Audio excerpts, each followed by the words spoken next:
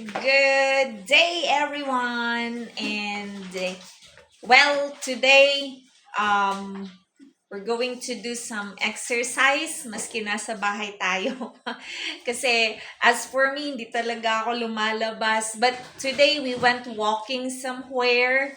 Kaso nagmadaling umuwi kasi may gagawin pa, ganyan. But I really wanted to to share yung kung saan magandang mag-walking sana dito sa Trinidad, pero because of some circumstances I really need to get back home, and medyo wala akong exercise pero naglakad naman konti. Ayan, I really like walking. Ayan yung mga exercise ko. I don't like running. I don't like yung mga heavy exercise. So, pag nandito naman sa bahay, I wanna share yung ginagawa ko. Ayan. Para maging, of course, in shape pa rin tayo, 'di ba? Kasi nararamdaman ko rin talaga medyo pag nakakain ako ng maraming rice, ganyan, mabigat ang katawan. And hindi kaya talaga ng skeletal frame ko. So nararamdaman ko talaga na medyo katawan ko. Pag mabigat, hindi talaga carry. So ang body frame ko talaga is really petite, ganon. Ganon yung mga body frame namin. And anyway, this is your minimalist mom saying, let's do some exercise, stretching. Pero ang stretching ko is through dance. Yan. Di naman ako magaling mag-dance, but I like dancing.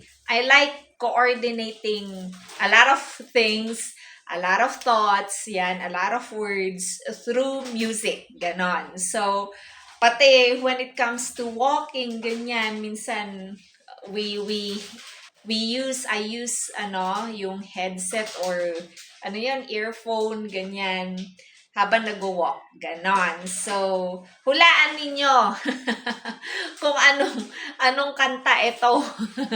Kasi baka copyright ako.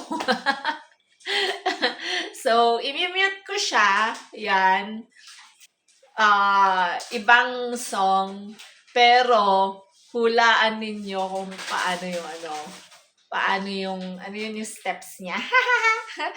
Tatalikod muna ako ha. Makikita nyo lang yung aking beautiful, charot. Hindi naman. But anyway, if you have internet at home, you could use this. You could actually, yung babagay sa inyo na na song, babagay na steps sa inyo, ganon. So, wag naman yung masyadong, siguro pagka kayang-kaya nyo na masyadong masyadong magalaw or what, then go on, di ba?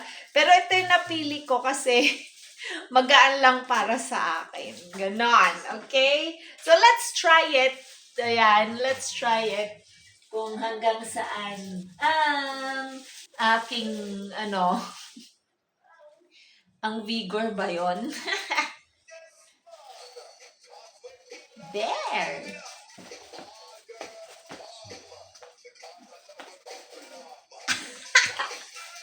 Pagiling-giling.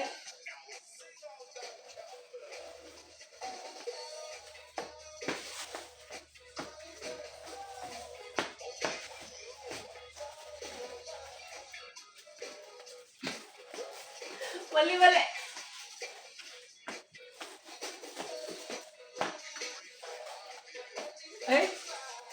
Long practice.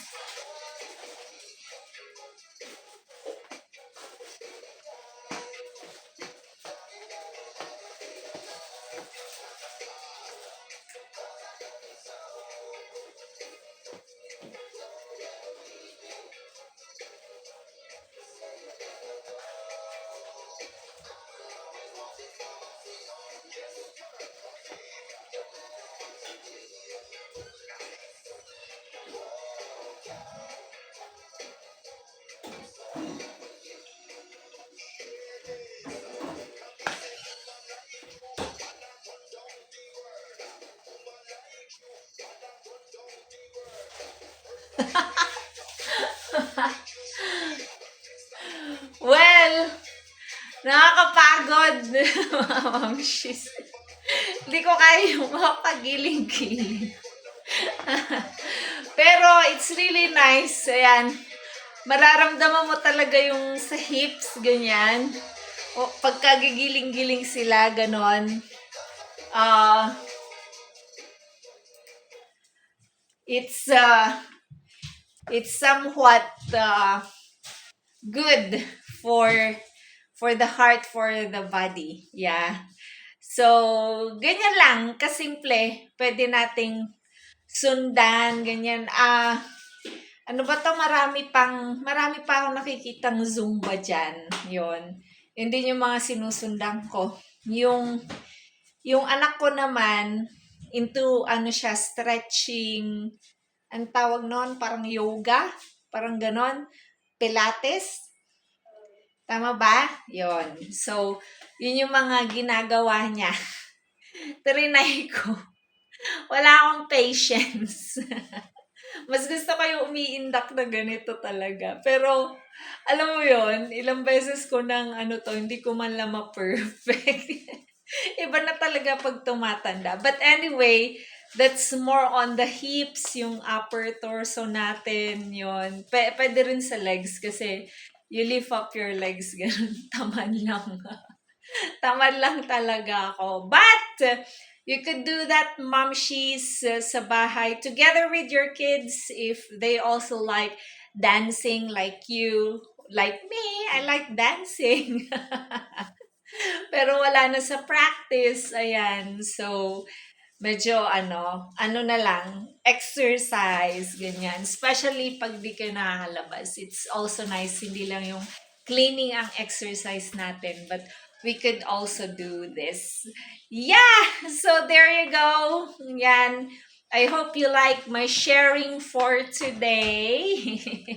Kasi, pag wala tayong ginagawa, mami, sa ating katawan din, stretching, ganyan. So, hindi na burn yung ating katawan. Yon. So, aside from linis, walking, we could also do this. Yan. So, kaya siguro, na-maintain ko pa rin yung payatot. Pero sabi nila mas super payat daw ako ngayon.